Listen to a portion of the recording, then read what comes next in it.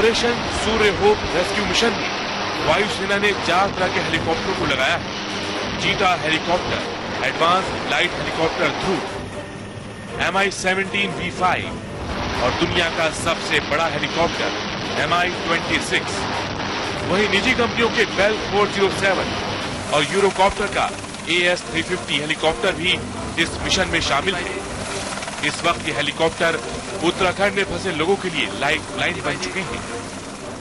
जो काम हेलीकॉप्टर कर सकता है वो फिक्स विंग वाला नहीं कर सकता, क्योंकि हेलीकॉप्टर छोटी जगह पर उतर सकता है, रूफ टॉप्स के ऊपर, छत के ऊपर उतर सकता है, जहाजों जो कैरियर के ऊपर कर सकता है और बियाबान जंगलों में उतर सकता है। हेलीकॉप्टर इस तरह के मिशन में सबसे मददगार मशीन साबित होते हैं। यही वजह है कि एयरफोर्स ने अब इस रेस्क्यू मिशन में दुनिया के सबसे बड़े हेलीकॉप्टर Mi-26 को तैनात किया है। यह हेलीकॉप्टर भारी भरकम सामान उठाने में सक्षम है। रूस में बनी ये मशीन उत्तराखंड में यही भूमिका अदा कर रही है। भारतीय वायुसेना के पास 3 Mi-26 हेलीकॉप्टर हैं। एविएशन टर्बाइन फ्यूल की दिक्कत थी, उसको हमने रिजॉल्व कर लिया। हमने Mi-26 को इस कार्य के लिए पोजीशन किया है ताकि हम कुछ बाउजर्स एप्रोप्रिएट जगह पे पोजीशन कर पाए।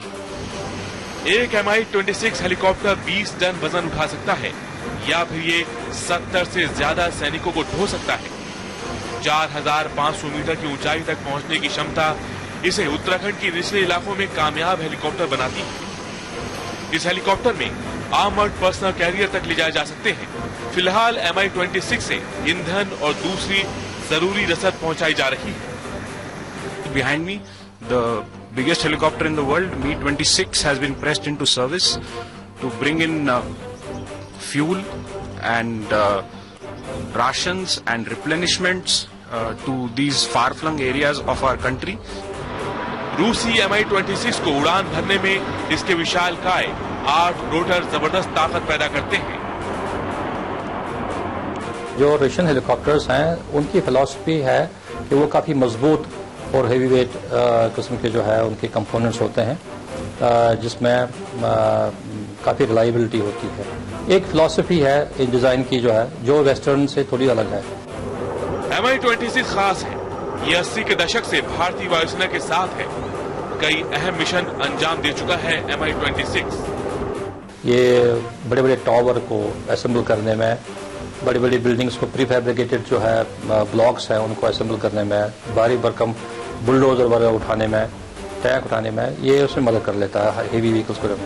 तो इसका जो इस्तेमाल जो है वो खास किस्म का है, जो आम हर दिन के लिए जो है सर्विस में नहीं इस्तेमाल किया जाता है। लेकिन इस रूसी मशीन का एक छोटा भाई भी है जो उत्तराखंड में बड़ा काम कर रहा है।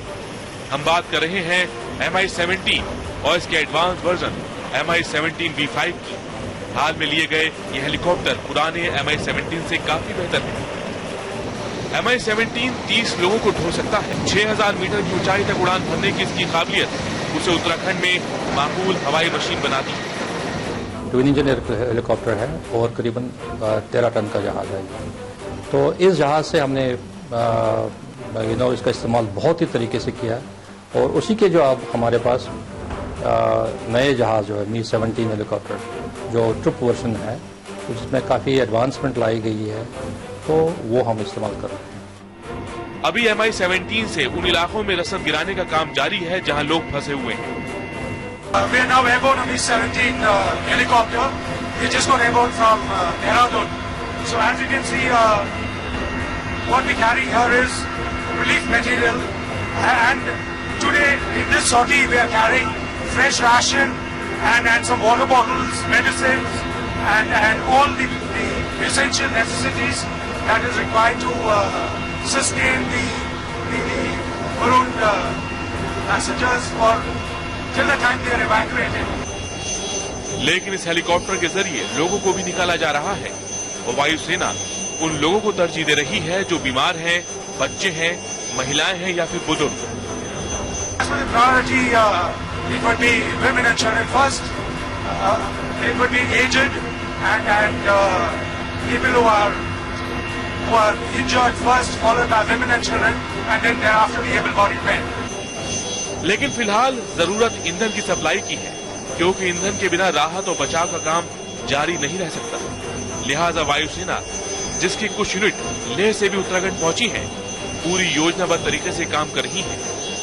So we are positioning fuel there, we are dropping food packets, we are putting doctors where they need to go, we are putting special teams of the NDRF, the ITBP and even the army so that they can go and evacuate people a week now after so many days.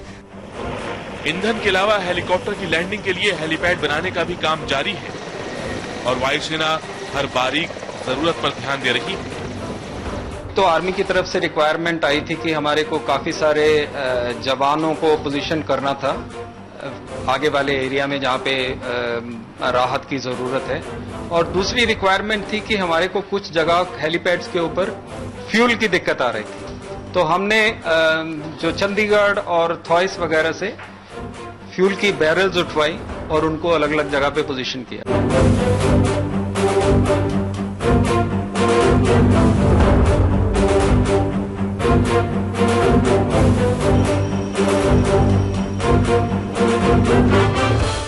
Operation Surya hope जारी है और साथ में जिंदा है उत्तराखंड में फंसे लोगों की उम्मीदें। उत्तराखंड की वादियों में उड़ान भर रहे हेलीकॉप्टर हर उस मुकाम पर पहुंच सकते हैं जहां इस वक्त जाना मुमकिन नहीं है। देखिए इन वादियों को और यहाँ हुई तबाही को। ऊपर से बहुत बेहतर तो नजर नहीं आता, लेकिन रेस्क्यू ऑपरेशन के दौरान वायुसेना के हेलीकॉप्टर अब यहाँ के चप्पे चप्पे से वाकिफ हो चुके हैं। वायुसेना जानती है कि किस इलाके को मदद की कितनी जरूरत है और कहां रसद पहुंचाना जरूरी है। Sending aircraft on detachment so that they can operate there, so that even if the weather is bad here tomorrow, they can continue operating. Lots of lives have been saved. The whole situational awareness of the entire multi-agency group here is a little bit. काम आसान नहीं। यह helicopter देश के कोने कोने से आए हैं। इन्हें वो पायलट भी उड़ा रहे हैं जिन्हें पहाड़ी इलाकों में उड़ान का ज्यादा अनुभव नहीं। लेकिन कहते हैं ना, मुश्किल वक्त में एक फौजी और मजबूत हो जाता है। एयरफोर्स के पायलट्स पर भी यही बात लागू होती है। वो इसे एक चुनौती के रूप में ले रहे हैं और वक्त के साथ बेहतर होते जा रहे हैं। एक आध सॉटी में समस्या होती है उन पायलट्स के लिए जिनको आदत नहीं होती इस तरह की टेरेन फ्लाइंग के, जैसे वो डेजर्ट से आए हैं। पर उसके बाद ऐसी कोई समस्या नहीं है। आपको एक बात का ध्यान रखना बहुत जरूरी है कि फौज में जैसे कोई समस्या आती है तो उसका जो चैलेंज बढ़ता है उसके साथ पायलट की मोटिवेशन भी बढ़ती है। चीता हो, ध्रुव हो या फिर MI-17, ये तीनों हेलीकॉप्टर ऊंचे पहाड़ों पर कामयाबी से काम करते आए हैं। सियाचिन में इनकी रोजाना उड़ान बड़ा सबूत है। तो चीता जो है वो तो ग्लेशियर एरिया में जो है 19,000, 19,500, 20,000 फुट पर भी जाता है, लेकिन उसकी लोड कैपेसिटी जो है जितनी हाइट बढ़ती जाएगी लोड कैपेसिटी कम हो जाती है। और अब उत्तराखंड के पहाड़ों पर इनकी उड़ान मुश्किल नहीं तो आसान भी नहीं कही जा सकती। पल पल बदलते मौसम और बारिश की आशंका ने चुनौतियां बढ़ा दी हैं। Badrinath, which is there is enough food there. We have dropped a lot of food there. Only thing is, it will be addressed a little later because right now the priority is towards Kedarnath and a little towards Hamsa. आपका तारुफ कराते हैं Cheetah helicopter से। नाम के मुताबिक ये चीता जैसा ही है, फुर्तीला और तेज। चीता हेलीकॉप्टर फ्रांस ने तैयार किया था। 1969 में जब ये भारत के पास आया तब से इसने ऊंचाई के कई रिकॉर्ड बनाए हैं। चीता ने जो है एल्टीट्यूड का वो जो है किंग माना गया था उस टाइम, और उसके काफी रिकॉर्ड भी चीता के आज तक, और इस शक्ति में नहीं था तो और भी इसमें जो है काफी अक्षमता इसकी बढ़ गई है। चीता हेलीकॉप्टर में 4 लोग सवार हो सकते हैं और ये 5,500 मीटर से भी ऊंची उड़ान भर सकता है। उत्तराखंड में चीता वहां पहुंच रहा है जहां MI-17 को लैंड करने में मुश्किल आ सकती है। ये छोटा है, हल्का है। चीता ने सियाचिन की चोटियों पर रसद पहुंचाई है और यही इसकी तकनीकी खूबी का सबूत है। बेस कैंप भी 14,000 फुट के करीब है और आपकी लैंडिंग जो है ऑलमोस्ट 20,000 तक जाती है। उस ऑल्टीट्यूड पर अच्छी हेलीकॉप्टर का आसानी से ऑपरेशन करना बहुत ही मुश्किल काम है, लेकिन पहले हमारे चीता हेलीकॉप्टर ने काफ़ी काम किया वहाँ पर। हमारे काफ़ी जो है इस उसको मेंटेन करने के लिए बहुत ही, वहाँ पर तो मौसम भी काफ़ी ख़राब रहता है, हाई ऑल्टीट्यूड भी है, कुछ दिखता भी नहीं है, डिसोरिएंटेशन भी हो जाती है, आपको ऑक्सीजन की भी कमी होती है। अब चीता हेलीकॉप्टर में नया शक्ति इंजन लगाया गया है, जिसके बाद ये चीतल बन चुका है। नया इंजन यानी ज्यादा ताकत। अब ये और ऊंचाई पर ऑपरेशन अंजाम दे सकता है। अब हिंदुस्तान एरोनॉटिक्स एक लिमिटेड और टर्बोमैकर ने अब उसमें एक रीडिज़ाइन किया इस इंजन को, तो उसमें जो है उन्हें T33 के नाम से और एक और इंजन जो बनाते हैं जिसे शक्ति कहते हैं, तो जो ध्रुव में भी यूज़ होगा, तो उसकी जो पावर बढ़ गई, जिसके कारण जो इसकी लिफ्टिंग कैपेसिटी जो है बढ़ गई। लेकिन चीता के साथ अब देश में बने हेलीकॉप्टर ध्रुव की उत्तराखंड में बड़ी अहमियत समझी जा रही है। DRDO भले तेजस लड़ाकू विमान को वक्त पर तैयार न कर पाया हो, लेकिन ध्रुव 2002 से भारतीय वायुसेना का हिस्सा बना हुआ है।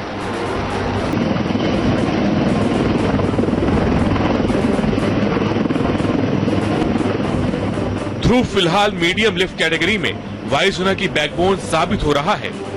ध्रुव 14 लोगों को ढो सकता है या फिर ये 2.5 टन वजन ले जाने में सक्षम है। ध्रुव 6000 मीटर की ऊंचाई पर बखूबी काम कर सकता है।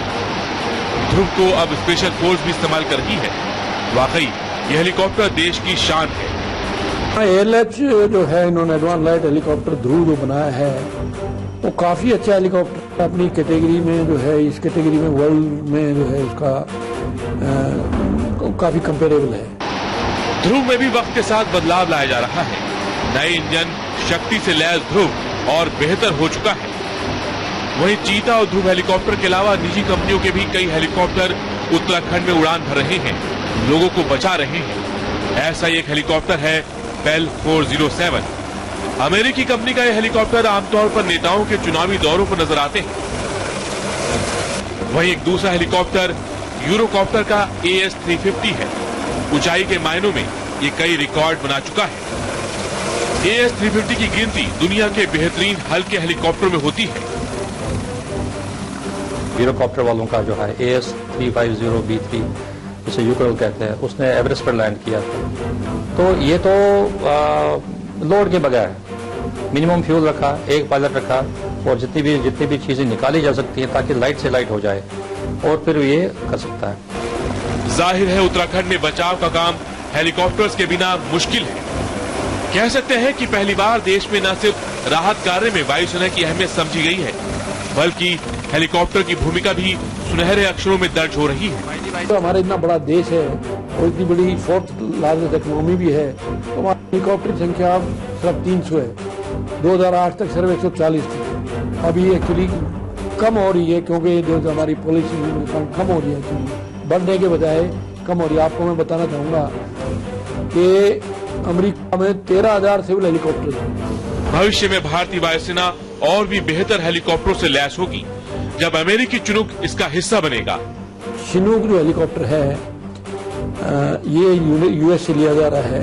ये हमारी काफी कमियां दूर करेगा, क्योंकि ये जो है काफी वर्सेटाइल हेलीकॉप्टर है, काफी ट्रूप्स 40 ट्रूप्स ले जा सकता है और थिक बैटल सिचुएशन में भी काफी इसका योगदान रहा है और काफी सक्सेसफुल रहा है।